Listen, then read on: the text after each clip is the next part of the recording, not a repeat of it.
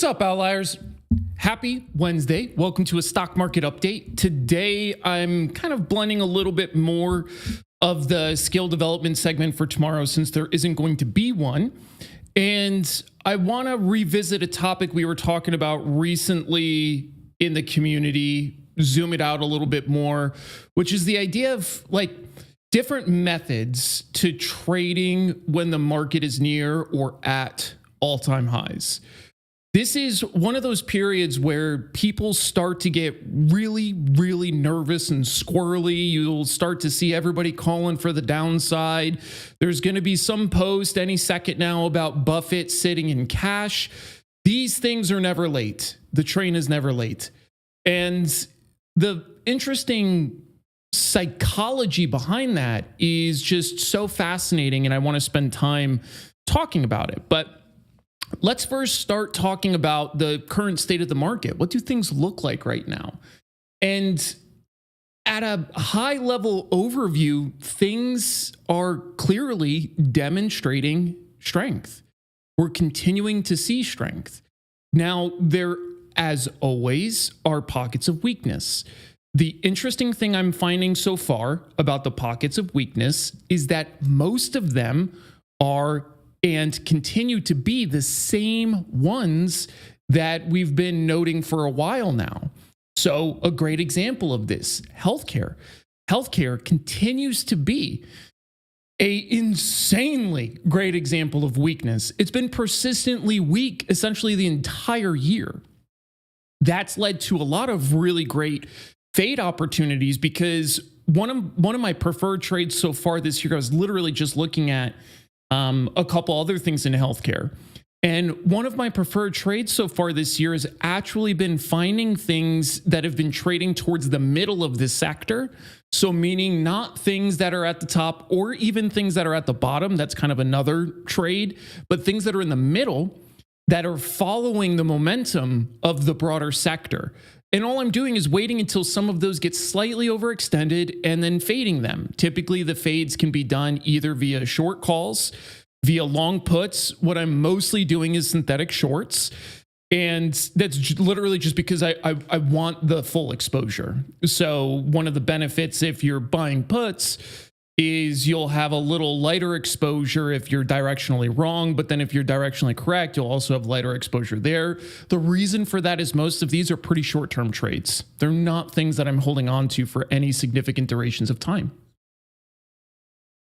So the pockets of strength and weakness continue to oscillate about the same names. Finance, we've talked about the financial sector. The financial sector continues to absolutely crush it. So if we eyeball really quick the actual sectors. Oops, wrong one. My bad. Sorry, guys. And we go into financials. They've been within striking distance of their 52-week highs for most of the year. Not all of the year, but most of the year. And when we look across the financial sector and we sort it by things over the last 52-week period change, so the last year, take a look at how many are negative. 3, 6, 9, 12. 12. 12 of them are negative. So the overwhelming sector here has just been performing really, really well. And there's not an insignificant number of names that are 30% or better over the last year. Let's compare this to healthcare. Let's just see what we see. Let's sort it again. What do you notice right away? I don't even start scrolling and we see the red, right? Notice how much more red there is in healthcare.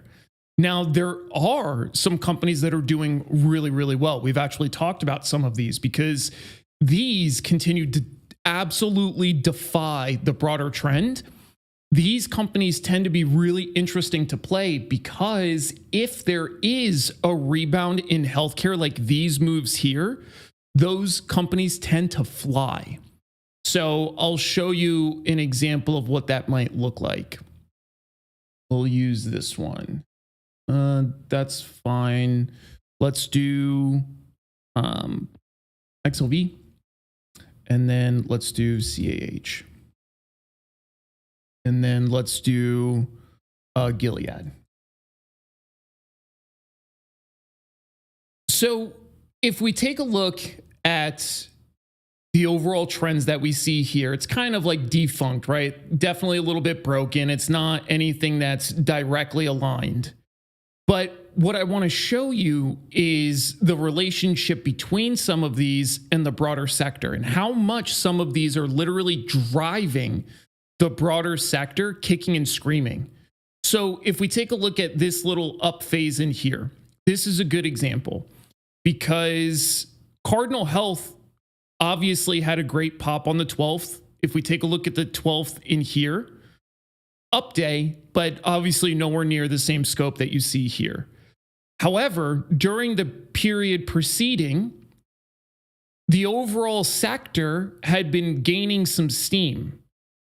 Notice how most of Cardinal Health was kind of like trimming sideways.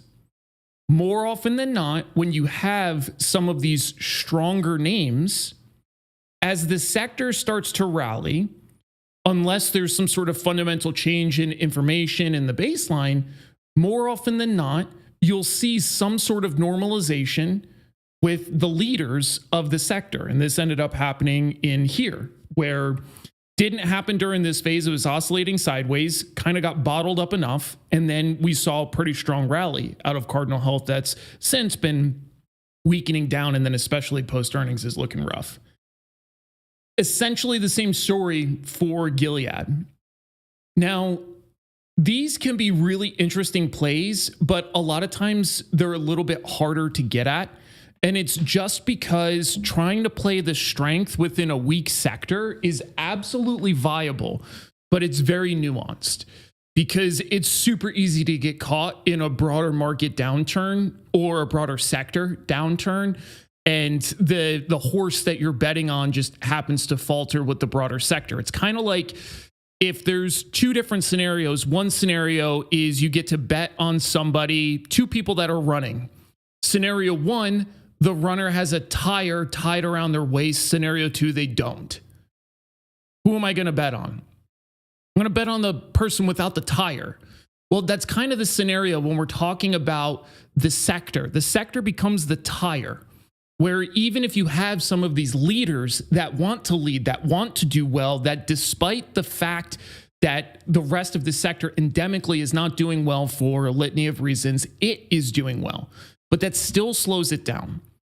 Why is that? It's for a bunch of different reasons, but a big reason that people, I don't think, pay enough attention to is ETF inflows and outflows.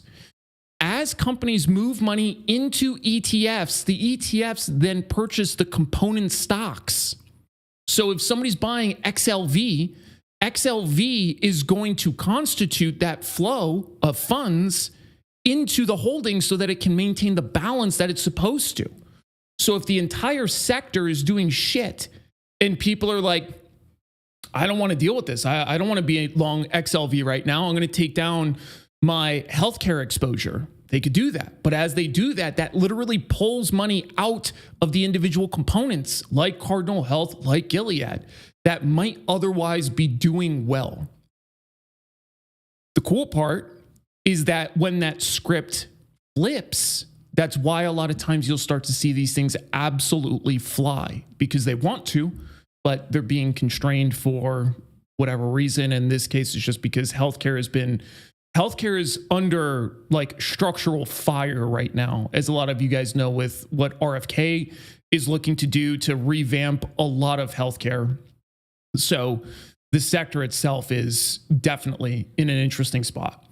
If we take a look at the losers, let's start it from here, from HSIC. That's the first loser. The reason why I'm saying remember that name is because when we come over here, we can see where most of them are. So we have HMOs. Notice that there's 3 HMOs at the very bottom. What does that tell us? Something pretty concentrated, eh?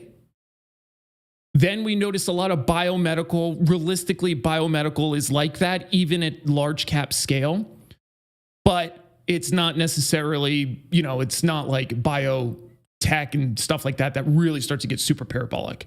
But biomed absolutely still has a lot of volatility about it, because even bigger established companies with good drug lines, they still are trying to launch new drugs typically.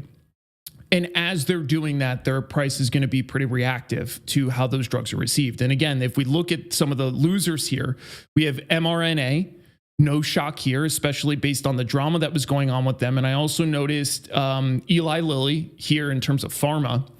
So a lot of these bigger names that are relying on successful drug launches, you'll definitely notice those around here. But stuff like services, HMO, that's interesting. And it's because these have structural benefits typically to them. But right now, they're really coming under broad fire. So what does that mean from a trading lens? Well, as per usual, and talking about the broader topic of the day, which is trading near all-time highs. It's easy. It's so easy to find ideas even when the market is near all-time highs.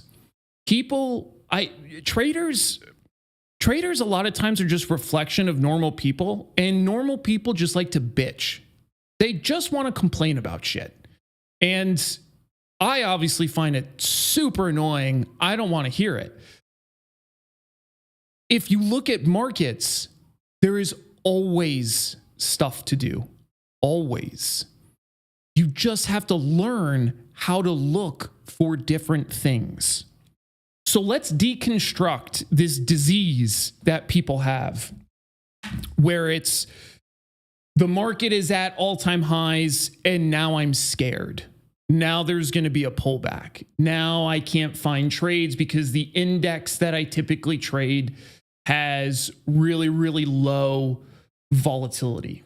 So let's take a look at how we can break this down. But as always, I find it pertinent to start with understanding the landscape, good old orientation. So if we think about a standard trader, the standard trader in general will essentially say a lot of times, we spend a lot of time looking at what we would quote unquote call the standard trader. But a lot of times they're trading things like a specific stock they like. A lot of times they're doing some sort of like intraday in an index, like SPY. And I mean, like realistically, this is the bulk of what a normal retail trader is doing that's not really operating at a professional level. Now, let's look conversely at a professional level retail trader. And some people might hear that and they might laugh. They might be like, professional retail, that's not a thing. And I fully disagree. I absolutely think you can trade at the retail world as a professional. And here's the trader. They have a cane, a top hat. This is kind of like supposed to be smoking a pipe. And they have square glasses. What is this person doing? This person is typically doing two things. The first one is balancing portfolio. This means looking at all the individual constituents and components and making it look like what they want it to look like based on the current market conditions. That's the first thing. The second thing that they're doing is looking for opportunities. Notice the difference. Notice the really, really big difference between these two broad methodologies. In general, this person is looking, if we're looking at the total stock universe, this person sees this.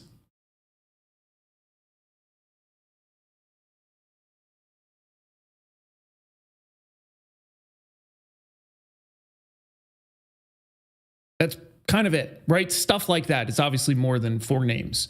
But my broader point is this person sees this. This person sees this.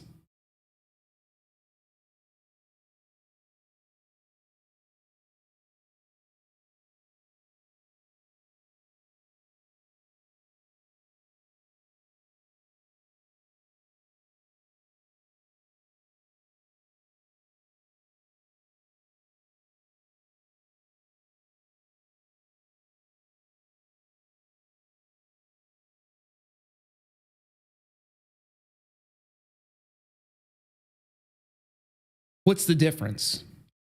This person is looking at specific names. This person is looking at effects. Why does this matter so much? Why is this such an important point? Let's take a look. If we run a scan, I'm just going to do like a implied volatility percentile scan. Actually, no, we'll do 1-year returns.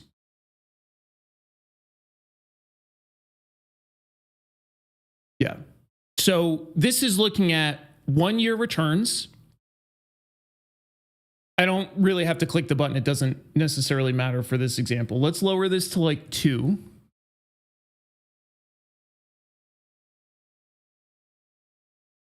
And run it really fast. So if I look at stocks that are essentially $2 or more that have options, there's about 4,000 names that fit that bill. So again, why does that matter? It matters because this person is looking at 20 to 50 names. This person is looking at effects spread over 4,000 names. So what's the probability of these 4,000 names having some sort of opportunity that aligns with the trader's profile? The numbers game, pretty high. What's the probability that these 20 to 50 stocks offer some sort of opportunity that aligns with the trader? Realistically, also pretty high. But there will be periods where this isn't sufficient. There will be periods where being able to look at different profit mechanisms is only going to do you well. So in the context here, let's talk about market near all-time highs. Who here, I'm going to throw up a poll.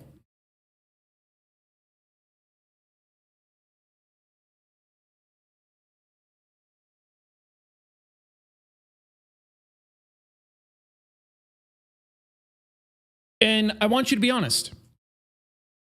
The poll is super simple. It says, do you get nervous when the market is near all-time highs? Now, this doesn't mean like nervous where you're losing sleep and shit like that, but just where, even if it makes you slightly uneasy, right? We'll call it all essentially the same bucket here.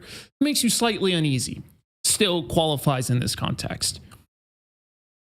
So far, it's split 80-20, yes to no.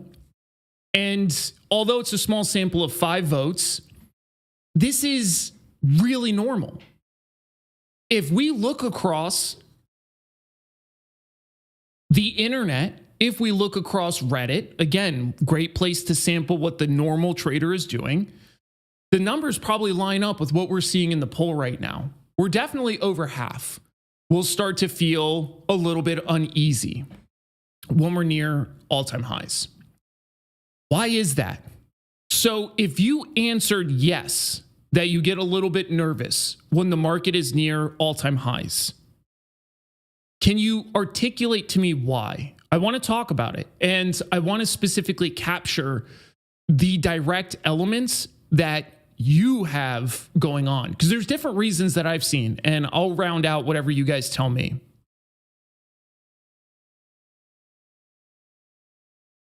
Joey says, does it help that you have a podcast called Market Meltdown? Is there one called Market Meltdown? That's fun. Good. That'll get some clicks, I'll tell you that.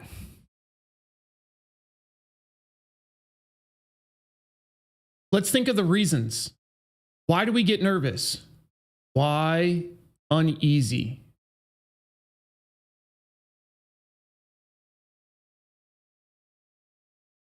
What do you guys think? For people that feel uneasy when the market is near all-time highs, what are some of the reasons why? I can start us off.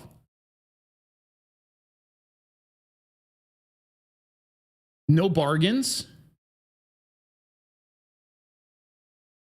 Elizabeth says losing a lot of money.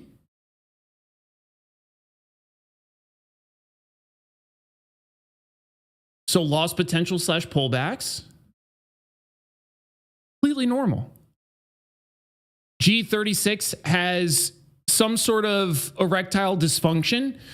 I think that maybe that's like, well, I still think that might be erectile dysfunction. I'm not sure if it's, I actually don't really know what classifies as that. I still feel like it classifies. So maybe we will do a solid for G36 and we'll crowdsource some sort of GoFundMe so that they can get that taken a look at, because that can't be super comfortable. Joey says people think market will sell off, so we fear a correction.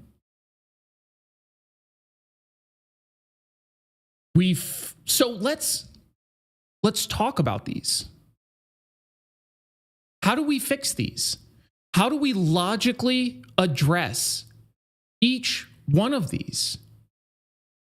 It's super simple. It literally is super simple.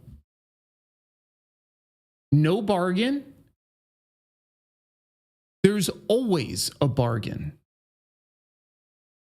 If you are some sort of fundamental investor where you're looking for some type of thing that's like beat down cheap, I just showed you one. Healthcare is absolutely smashed. Is United Healthcare going to go bankrupt? They could. Objectively, they could. Is it super likely? No, not super likely.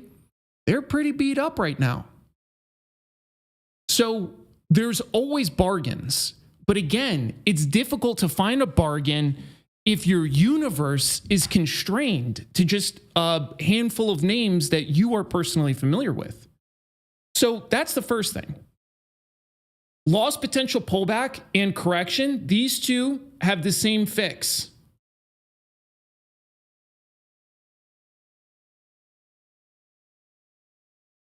Utilization and scaling. Trade management, strategy, diversification. This is how I think about it. So before we go further, let's put this into context. I ran a little study for you guys because, as you guys know, I like putting things into quantifiable context because I think it makes it easier to understand like what we're talking about. So this is SPY. This is going back to, I think, 79. Going back to 1979, the market spends 60% of its time within 10% of all-time highs.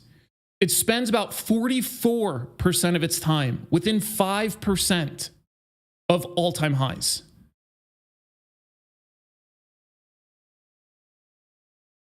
What do we think of these numbers? For me, super important context. Super important context. Because this immediately tells me if I start getting gun shy when we're 5% off of all-time highs, I'm going to be sitting out 44% of the time. That's not going to do it. That's not going to be a very successful trading approach. So this, I think, is a pill that everybody has to swallow. You have to simply acknowledge the reality, and you have to rewire the way your brain works when it comes to trading. A common issue, going back to this idea of a bargain, and you guys have heard me say this before, and I will say it again. Get a bargain when you're buying socks. When you're trading, the bargain looks different. And you guys have seen this before. I'll use literally this same exact example that I used, I think, in the workshop on Monday. I've had a pretty long-term trade going on in Palantir, ratio call diagonals. So I've been in since way back, and I've been scaling in as it goes up. After earnings, I bought more long calls. Why? It's at all-time highs. That's not a bargain. It's literally buying it at the time at all-time highs. The next day, it went up more. I bought more. Again, at all-time highs. Did I get a bargain there at all? No. The stock is trading at like 200 times forward earnings. It's an insane valuation. But I don't care. Why don't I care? Because my job as a trader is not to get a bargain. This isn't my job. My job is to make money. How can I make money? I know things like a momentum factor. As things that are hitting highs, they have a propensity to go higher. So I'm trading an effect that literally has me buying at highs. The plan is to buy high and sell higher.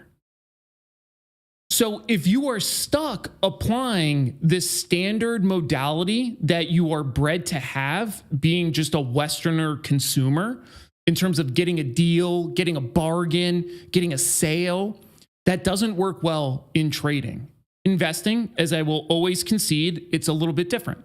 Because if you're investing long-term, again, like a Buffett-style approach, you do have to get stuff that's beaten down, that you still think has really good potential. But that's how Buffett minimizes his risk, because he's putting on huge positions. So he gets stuff closer to the perceived floor so that the downside is managed at the scale that he's trying to put the trade on. But that's a completely different approach. The other thing, just to keep in the back of your minds, is that everybody has been absolutely brainwashed as consumers. And it's because companies have spent billions of dollars analyzing the habits of consumers, and they're really good at it. And they know exactly how to motivate people to buy stuff. They say it's on sale, and people go in and they're proud that they bought something on sale. Meanwhile, it's all bullshit. It's on sale just to get you to buy the thing more often than not. Sometimes there are legitimate sales, to be clear. Going out of business sales, people that actually have to liquidate, sometimes there are actual sales. But most of the time, it's just marketing. That's all the sale is. It's just marketing. And it's designed to get your brain to think that you're getting a bargain, because they know that if you think you're getting a bargain, you will spend more. People try to apply that mindset to trading, and then they get left in the dust because the market doesn't care. So it's really important to keep this stuff in mind. Okay, so let's talk about some of the ways that we can trade near all-time highs. We already know one, especially those that are in the pro side of stuff. We've been doing it for the last few weeks. Earnings. These are an absolute delight to trade from an options trader's lens. This is not going to be some sort of basket of billions of dollars that is going to give you tons of insanely great returns. This is definitely an approach that favors scale, but completely viable and effective. Earnings. After earnings, there's still momentum. There are still breakouts. There's still drift. There's still rotation. So this can be sector, subsector. There's still highs and lows, to name a few. So there's a million things you can do. When the market is near all-time highs, that's not a point to start getting super timid. It is absolutely a point to make sure that the risk in your portfolio fits the profile you want. For sure. Perfect time to do that. But beyond that, it's not a time to just start fearing the downside. Because again, there's a way that we can manage the downside. I think we started looking at one of these yesterday, and we were doing like a covered strangle in, 2022 in Qs, because we couldn't do it in TQQs because of the way that on demand doesn't adjust well to the old price of TQQs. So we traded a covered strangle in Qs, and we went through a direct drawdown, and I literally showed you exactly how we can trade it. We can do that again if you guys want. But the main point behind that is that as a trader, your feet should not be stuck in the mud. You should be able to pivot. So even if I have some sort of utilization in some of the covered strangles that are exposed to index ETFs, I'm not just sitting there blind and hoping that things work. So for example, I literally just used this example not long ago, which is in TQQs, the coverage strangle that I have there, I literally just went through a process of rebalancing it. So what that means is I was taking down short puts that were far out of the money because of the big up move, and I was rolling them closer to the money. Well, what's the risk there? I'm literally going higher as the ETF is now hitting all-time highs, increasing my downside risk. But we can't allow fear of being near all-time highs to stop us from doing those things, because again, you miss out on way too much opportunity, especially from a sector trading lens. If you trade outside of the sectors, then it's super easy. There literally is a million things you could do as a trader. But within the sectors and within the indices, it does start to get a little more challenging because, for example, if you like trading vol, this is another really common misnomer. And all of you have heard this before. All of you have heard me talk about this, so you already know the answer. But for anybody that doesn't, people will say stuff like, if vol is high, we should sell. If it's low, we should buy. This is bullshit. This is bullshit. This is incorrect.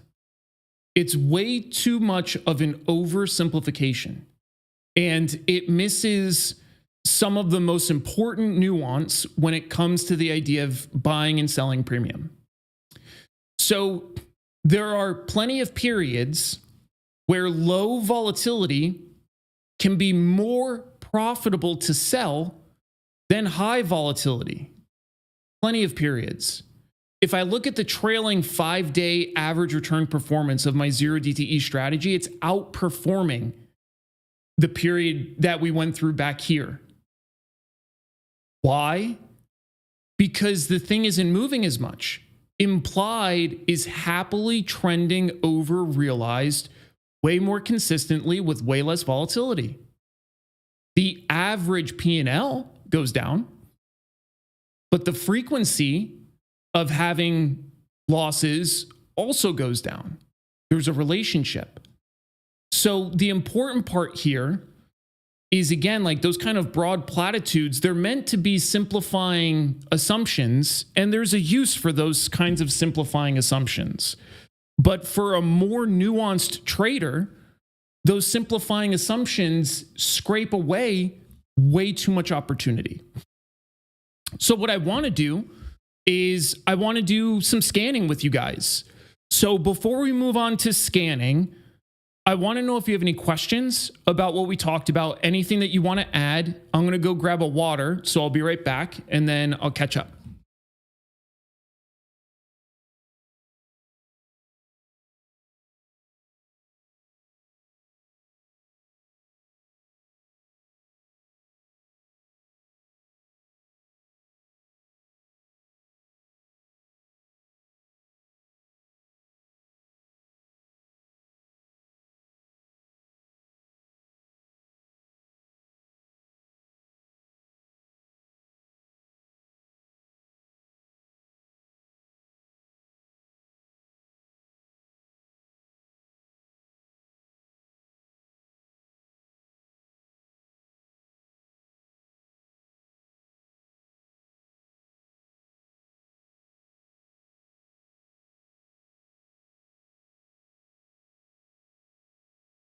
I grabbed two just in case.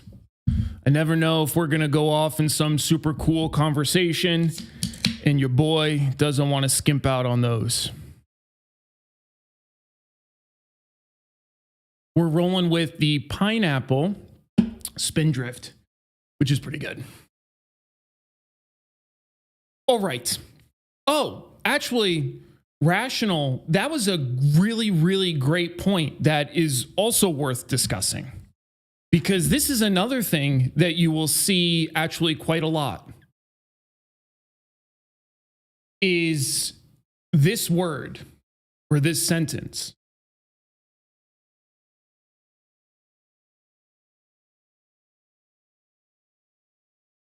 I'm a contrarian. This is dumb. Don't be anything. Don't be a trend follower. Don't be a contrarian. Don't isolate what you do to some sort of, I always just take the other side. I always just fade what other people are doing. Anybody that's traded that way will absolutely know you tend to get ran over. And it's because this idea of being a contrarian is so ego-driven. It's so ego-driven. It's essentially saying the market is doing something, I think it's wrong, and I know better. Sometimes somebody might. That's not to say that it can't work. Certainly can work time to time, for sure. There are I have an entire strategy that's built around pivots. But part of that strategy is looking for stuff that's overextended and then waiting for confirmation that a pivot is underway. But nonetheless, that is still a contrarian strategy. It fades the primary direction. So I'm not saying that I'm never a contrarian. I am. But what I am saying is you should never just be anything. You shouldn't be an option trader. You shouldn't be an option buyer. You shouldn't be an option seller. You shouldn't be an iron condor trader. You shouldn't be a SPY trader. I think you get the fucking point. The idea behind all this is that you should be whatever you need to be in order to capitalize on what the market is giving us. As soon as we start adding too many filters that dictate what we say we can do or what aligns with our mentality, we literally start siphoning away opportunities. completely unnecessarily, just because we want to say something that we think sounds intelligent, something like, I'm a contrarian. People who say that almost always believe that it sounds intelligent. It sounds, for those of us that actually trade, it sounds way less intelligent than people like that tend to think it does. And again, that's not to say that it can't work. And there are absolutely people that I know that identify as contrarians. Tom Sosanoff is a great example. Tom has a very specific background starting from market making. When you do that, you inherently take the other side of trades. So that becomes built into your psyche. You just take the other side of trades. You're just providing a market. So that's a different opinion. And Tom will also tell you himself, he absolutely gets smashed. We did a podcast like 2 times ago, and I think it was with NVIDIA, that he started fading NVIDIA because he thought NVIDIA was, too expensive. And then he proceeded to get his face ripped off because NVIDIA continued to get even more expensive. And just as Reese saying Andrew left shorting Palantir, guess what happened? Face ripped off. It happens. So when we're talking about different approaches or styles, you can have things that you like, you can have things that you prefer. That's all okay. But I would do everything in your power to not try to classify yourself as anything. Because if you do that, you innately are mentally filtering and scoping down what is suitable for that identity. And this even happens at a subconscious level. It might not even be something that you truly are trying to do. But this goes back to something I've told you guys about before with my just personal life. I used to say to myself, I'm bad at math. This is back in middle school. And it's because as soon as math started getting slightly complex, I struggled. And I would just say to myself, well, I'm bad at math. I'm just bad at this thing. And then I distinctly remember it was in 7th or 8th grade, something like that. And I literally just said to myself, I'm going to stop saying this. I'm just going to stop saying it. And then sure as shit, math all of a sudden stopped being quite as difficult. Still had to work hard because it didn't come naturally to me like it does some people. But everything that I was doing was absolutely something I could eventually get my arms around. And then, as most of you know, I spent a lot of time in my undergrad and grad post high school focusing on stats. Now, I really like stats because I find it to be practical math. And I still would objectively evaluate my math skills as not great. I'm not great at math. If I had to start doing a bunch of calc again, I would crumble because I just don't remember it. I don't care. I don't use it. But I also am supremely confident that if I had to relearn calc to do some sort of task with it, I absolutely could. Probably just tell ChatGPT to do it, but that's besides the point. So zooming all the way out, a lot of times the things that you say, even if you say it as a partial joke of self-deprecating humor, it's a big thing in the military. We do that all the time. You have to be kind of selective about it because it does actually become part of how you think unless you really develop an iron curtain around your objective evaluation of yourself and then what you say. But it's a really important differentiation to make.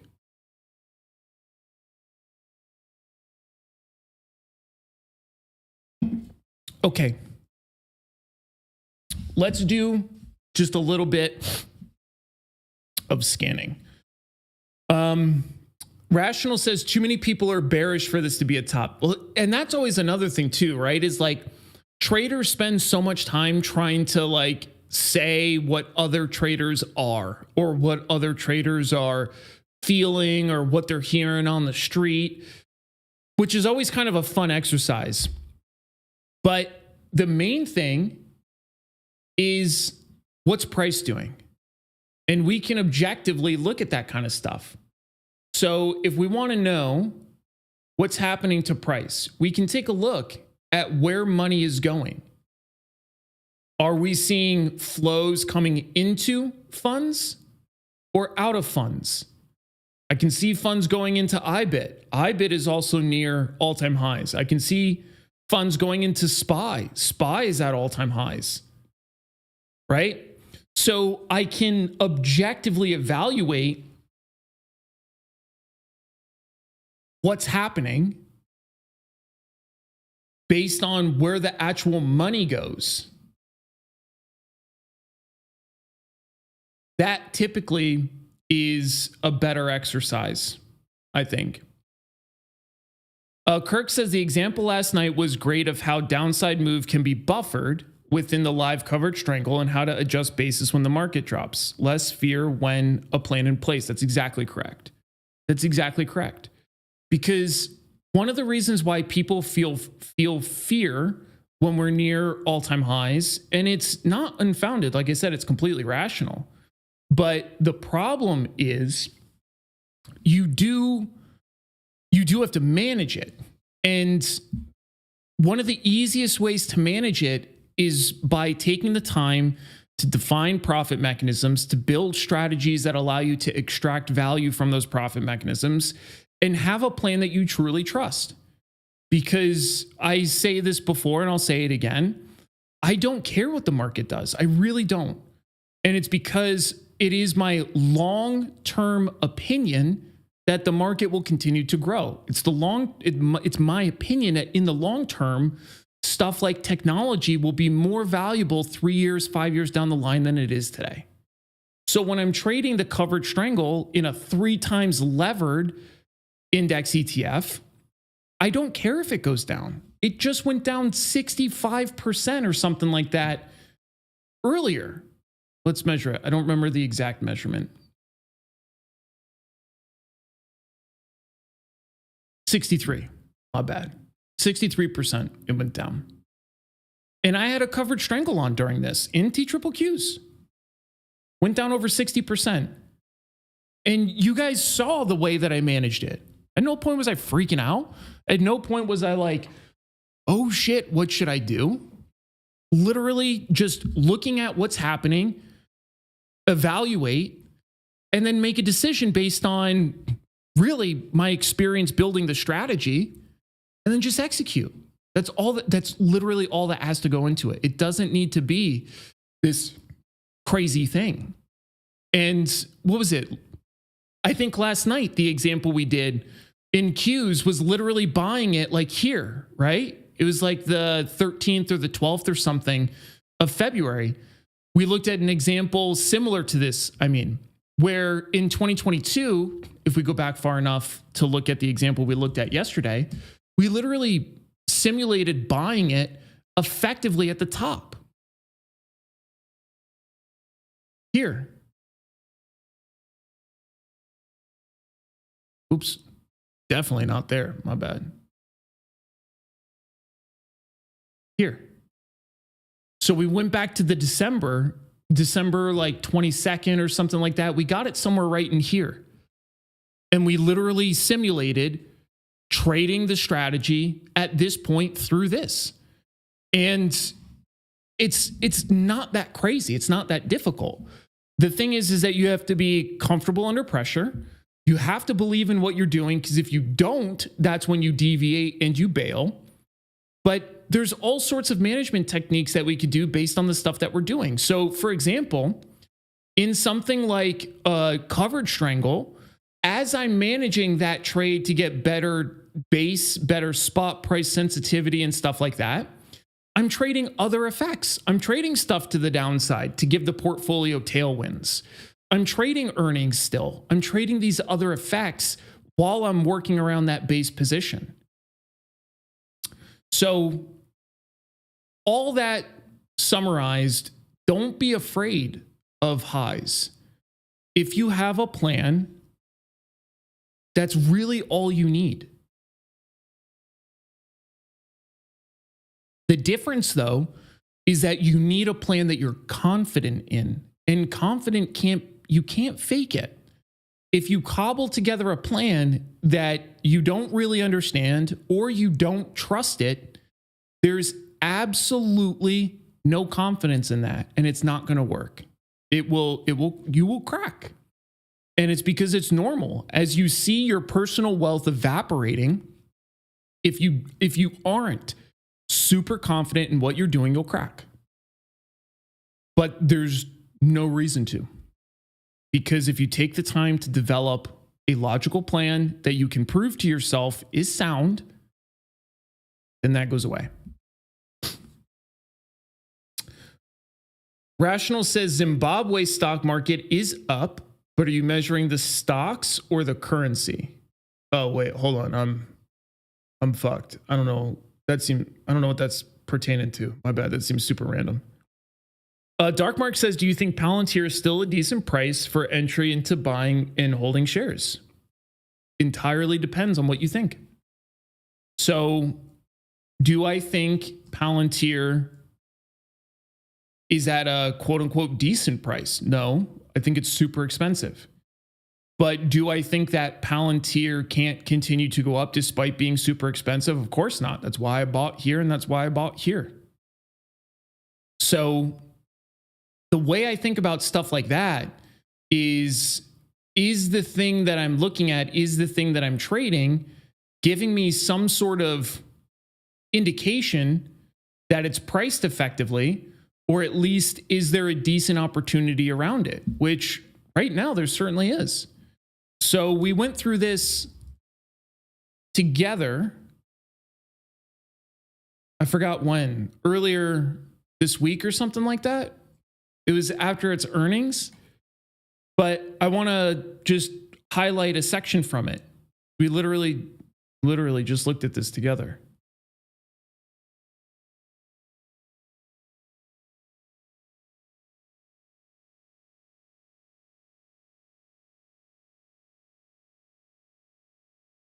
This. Year over year, it grew its commercial revenue by about 93%. It grew the commercial customer count by 64%. Let's take a look at government.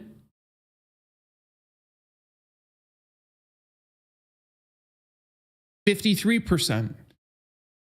So when we look at the price of a stock that's expensive right now, doesn't mean that it's overpriced.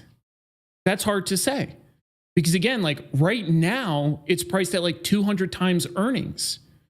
But for something that's growing at 93% year over year, 53% on this side year over year, earnings is going to go up. So for Dark Mark, that all comes down to what is your opinion of the stock? What does your analysis say of the stock? If your analysis indicates that, yeah, you still think that there's growth, then yeah, there's still a decent opportunity. But if you think that the growth is done or the growth is slowing, then less of an opportunity. For me, obviously, I still think that there's upside. That's why I bought here and here. Do I think that it's not going to come down? I absolutely think it's going to come down at some point because there are people that have made tons of money on this thing. So it would be insane for those people to not at least start cashing out partially. Why wouldn't they? I absolutely would. So yeah, I think it's expensive, but just because it's expensive doesn't mean that it can't be profitable. But the decision on whether or not it's a viable buy for like shares, buy and hold really comes down to the way that you evaluate the company. Now, one thing I will add on top of that is whenever things are at all-time highs like this, I very rarely am going to buy like with the full allocation, right? Like you guys know how I do this. I allocate a certain amount of money that's going to go into a position, and then I determine the utilization. How much of that allocation am I going to use up front versus how much am I going to utilize? And the reason for that is we can look at a scenario. Well, let's go back and play this move. This would be a great move from here to here. This is a 50% drop. So let's play this. Let's go to Feb 18. And I want you to see how different setups can behave.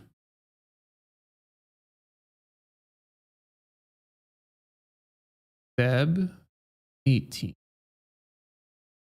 And let's look through a couple different scenarios so that you can actually compare.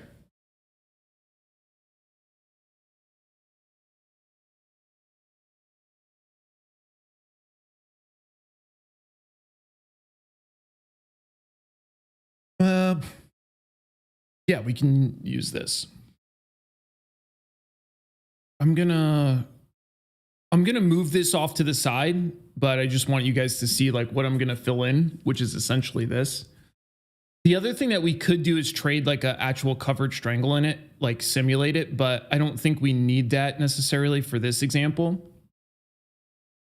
I mostly want to show you the impact of different buying decisions. So what I'm going to do is simulate a couple different portfolios. Let's say each of them have $250,000. So the first one, 120.70. The first one, we're going to buy essentially the entire portfolio worth.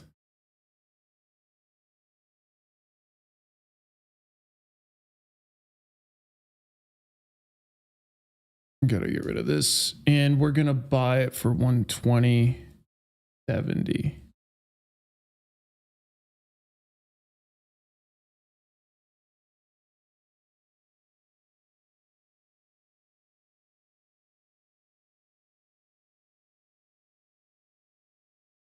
Okay.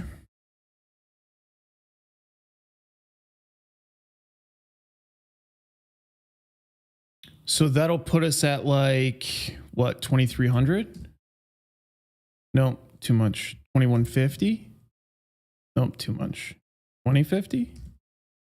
Yeah, pretty close. 2,100? Too much. 2,050. So 2,050 gets us to 247,000. Now, let's take a look at another scenario. 13 AUG. Very, very same setup. We're just going to use stock for this example. So again, so that you can see what I'm doing, I'm literally just throwing in these and I'm tracking the portfolio size over here. So this is simulating, again, $250,000 portfolio. This one is also going to simulate a $250,000 portfolio, but we're going to start at like 50% utilization. Here.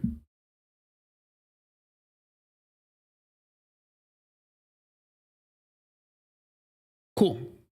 So you can see we have these two equity positions. The first one is starting with 100% utilization. The other one is starting with 50%. So let's simulate the passage of time. We'll go like 2 weeks.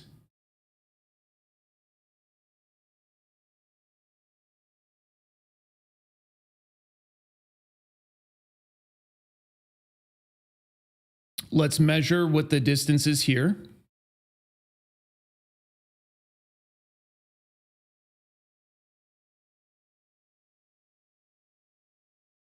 It's like a 37% decline. So again, you'd have to set up however you would choose to trade. But let's say on a 20% drop, we chose to add some more.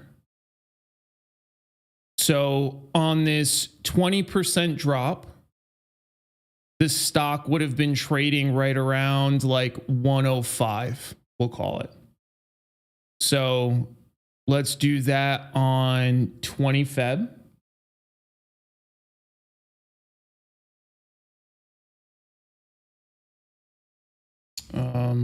Definitely not 13. That's started on what, Feb 18.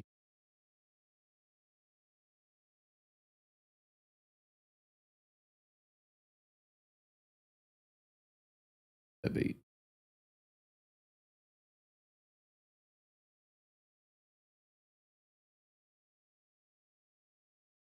So now for this one, it's going to be 3 March. Same thing. Volunteers now at 88. And we're going to buy A little bit. Again, you can determine how much of this you would want to buy, but if we have a $250,000 portfolio, and right now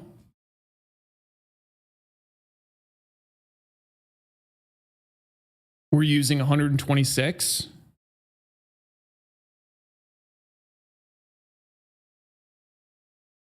Gives us 123 remaining.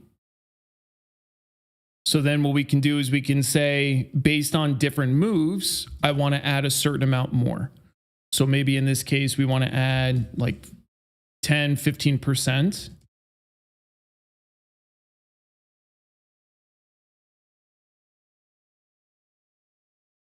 So that means we're going to spend 18. And that means at spot price, we're going to buy 210 shares.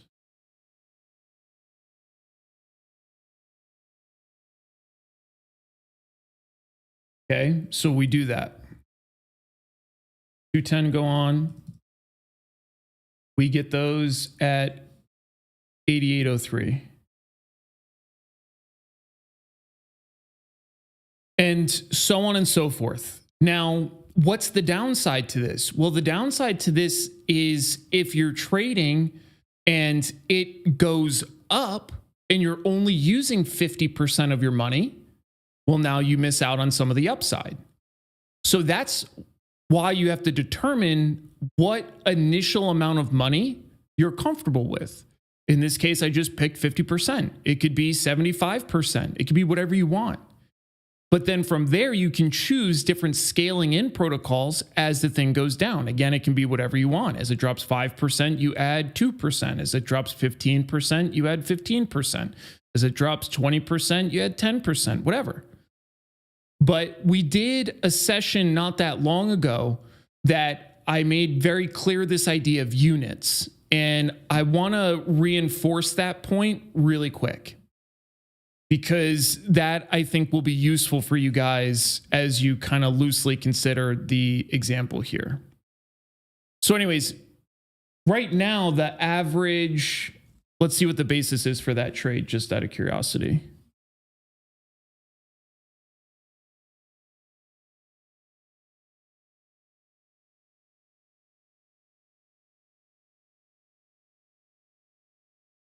$115. So that recent ad dropped the basis by 5 points. And again, we only added 15% of the money. So what I want to show you, though, is how to think about that scaling process. So if we have, again, we'll just use 100 share lots. If we get 100 shares when it's at 125, that's what you're using. If you use another 100 shares, but you get that at 90, that's what you're using. And then 100 shares down at, what's this, like 65. So what I'm showing you is you can get the same amount of shares as your original buy, but it becomes cheaper and cheaper. In this case, it's like half the price. So what I'm trying to make clear is that if instead you don't buy in terms of equal share contracts, but you split up the money into a logical breakdown, then you end up being able to buy more and more for the same amount of money. So for example, when it's at 90, if we were to spend 12,500 like the original trade, we would get more than 100 shares. And that scales as you go down. So that's a useful tool for when you're buying into something as it's going down to manage a basis, because you can get more and more units at cheaper price. Now, again, the risk there is you don't want to just blindly average into something that's going down. If your underlying hypothesis has changed, hasn't changed, then it's a different scenario. Then it's completely fine. But if your underlying hypothesis has changed, then that's a different scenario. You don't want to blindly add into stuff. So that exercise, though, is literally just showing you that as something is going through like a drop, we went from here to here, you can still do stuff. And you can do stuff that helps improve your position instead of just sitting there waiting. Because ultimately, the big difference is just with that one trade, this one needed to wait effectively until here, 13th of May, before it got back to break even. This one, where we bought 50% here and then we added the 15% here. So we still weren't using most, well, we were using the most, but we weren't using the rest of the account. We still had a decent amount of the account left over. That dropped our basis down to 115. So that became profitable here. Yeah, not like insanely better, but still much earlier than here. It's like 2 weeks. So then if there was a bigger fade in and scaling into the trade, then it slides down and down and down and down. That's the point. But that game of scaling is very, very delicate. It takes a lot of time. You can't just guess. You have to do some research on the thing that you're trading so that you can logically say like, yeah, okay, this thing drops 10% a lot. So if I scale in super heavy on a 10% decline, I'm going to use all my ammo too fast. There's research that goes into making sure that the scaling protocols that you're applying are actually logical against the thing that you're trading. So you absolutely have to make sure that you keep that in the back of your mind. All right. Reese says, how do you weigh inflows? For instance, April, no smart money was in, gave a pause, but they were wrong. You can't frame it that way. Like, that's not how that works. Just because you don't see significant inflows in a month, or if you look at the COT report and you don't see like some sort of big position, you're only seeing one part of their book. So that's not to say that those smart money funds aren't directly holding the underlying in a bunch of those instances. They might just have different positions that they're using the indices for. So you can't conclude that. When I'm looking at flows, I'm just looking at the behavior. And like anything else, it's looking at stuff long enough to develop a baseline so that when you notice a detachment from that baseline, that's what calls into question like, hey, something's going on here. Don't know what, but something worth investigating.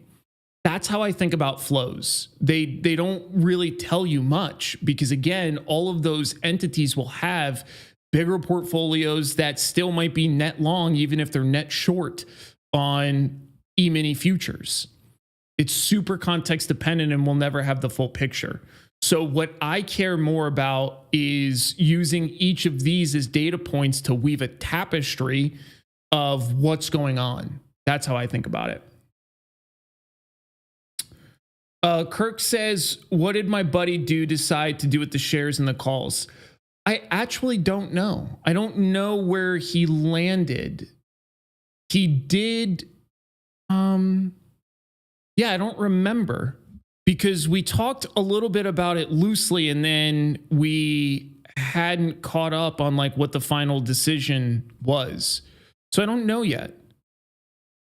But I imagine I will know soon. We'll probably hop on a call and talk about it. So when I know, I'll definitely let you guys know because I'm also obviously curious too. But the cool part about that trade is, you know, I walked you through you guys using it as an example because it's a fascinating example, but I walked you guys through a bunch of different ways that can be managed and adjusted like most stuff. But again, going back to the broader thing to keep in the back pocket is we always need to have a general understanding of what it is we're trading, how we're trading, because that's super, super informative for how we ultimately want to position. All right, gang, that wraps me up. I am going to be offline for a little bit, so there won't be any streams next week. But if you need anything, you could hit the boys up in the Discord, be an Outlier. See you later.